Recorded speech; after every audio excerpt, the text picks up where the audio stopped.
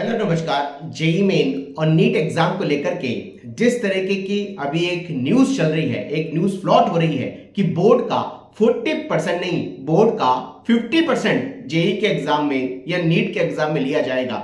और उसके लिए मिनिस्ट्री ऑफ एजुकेशन ने लगभग 9 सदस्यीय कमेटी बनाई है जो इस चीज पे डिस्कशन कर रही है कि जिस तरीके से पेपर लीक हो रहे हैं, मार्क्स बच्चों के नहीं प्रॉपर इवेलेट हो रहे हैं, इवोल्यूशन प्रॉपर नहीं है, मार्किंग स्कीम प्रॉपर चेक नहीं हो रही है और जो एग्जाम्स के अंदर क्वेश्चन है वो फेरबदल आ रहे हैं। इन सब चीजों को देखते हुए एक बात निकल के आ रही है जिसको times of India, India today और कुछ और लीडिंग न्यूज़पेपर ने अभी कुछ ऐसी खबरें निकाली हैं कि भाई आने वाले टाइम के अंदर जेई और नीट के एग्जाम में बोर्ड का 50% वेटेज दिया जाएगा। चलिए बात करते हैं आखिर सच्चाई क्या है और क्या कुछ क्लैरिटी है।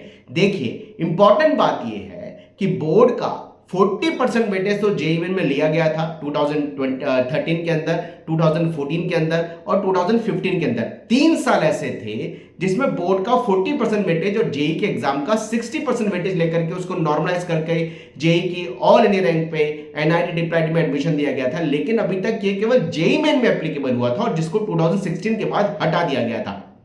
2016 से बोर्ड की एलिजिबिलिटी में 75% की एलिजिबिलिटी को जोड़ा गया था। लेकिन अगर ये बात वापस से निकल के आई है कि बोर्ड का 50% वेटेज ले लो, जो कि 2027 के लिए तो लगता नहीं है कि एप्लीकेबल हो सकता है गवर्नमेंट की कुछ आगे की ऐसी प्लानिंग हो, लेकिन उस पर अभी तक कोई गवर्नमेंट की तरफ से क्लैरिटी नहीं है। ये केवल न्यूज़पेपर्स में चलने वाली बातें हैं। तो बच्चों के कई सारे मैसेज आ रहे हैं कि सर ये बात उठी है तो क्या इसमें रियलिस्टिक सिचुएशन है, क्या कुछ क्लैरिटी है। तो बच्चों अभी तक कोई ऐसी क्लैरिटी नहीं है। 2027 में तो ऐसा कुछ लगता ही नहीं है कि बोर्ड का कोई वेटेज लेकर के गवर्नमेंट को जिस तरह की प्लानिंग करेगी जेई के एग्जाम के लिए। लेकिन अगर ऐसी कोई बात भी होगी तो सबसे पहले गवर्नमेंट को यह सोचना होगा कि हर किसी बोर्ड का जो स्टैंडर्ड है वो डिफरेंट होता है। इतने सारे बोर्ड्स इंडिया में ऐसे हैं जिनकी टॉप 20 परसेंटाइल जो है ये 75 से भी कम जाती है और इतने सारे ऐसे बोर्ड हैं जिनका टॉप 20 परसेंटाइल 75% से ऊपर जाती है, जो कि जेई के थ्रू मिलने वाले एडवांस के थ्रू, आईआईटी मेन के थ्रू, एनआईटी डिप्लाइड और जीएफटीए की एलिजिबिलिटी को देखा जाता है। तो पहले तो बोर्ड को नॉर्मलाइज किया जाए,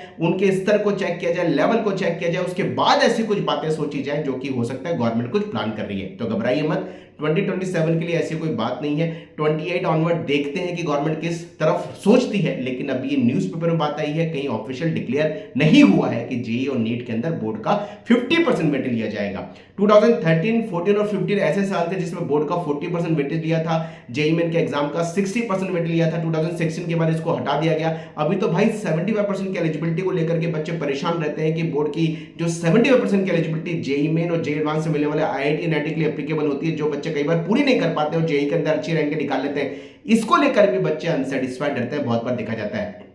कमेंट बॉक्स में लिखिए, क्या इस तरह की कोई बात अगर उठती है कि बोर्ड का 50% वेटेज लिया जाए जेई के एग्जाम में या फिर नीट के एग्जाम में भी, क्या आपको लगता है ये सही है? और क्या आप इस चीज से भी सेटिस्फाइड है कि बोर्ड का जो 75% वेटेज लिया जाए जिसके लिए बच्चा बोर्ड को फोकस करता है, पहले जेई मेन जनवरी, फिर बोर्ड का प्रैक्टिकल, फिर बोर्ड के एग्जाम थ्योरेटिकली, फिर अप्रैल के एग्जाम, फिर एडवांस का एग्जाम, क्या ये भी थोड़ा ठीक लगता है? कमेंट बॉक्स में अपनी राय जरूर दीजिएगा। Wish all the best. नमस्कार।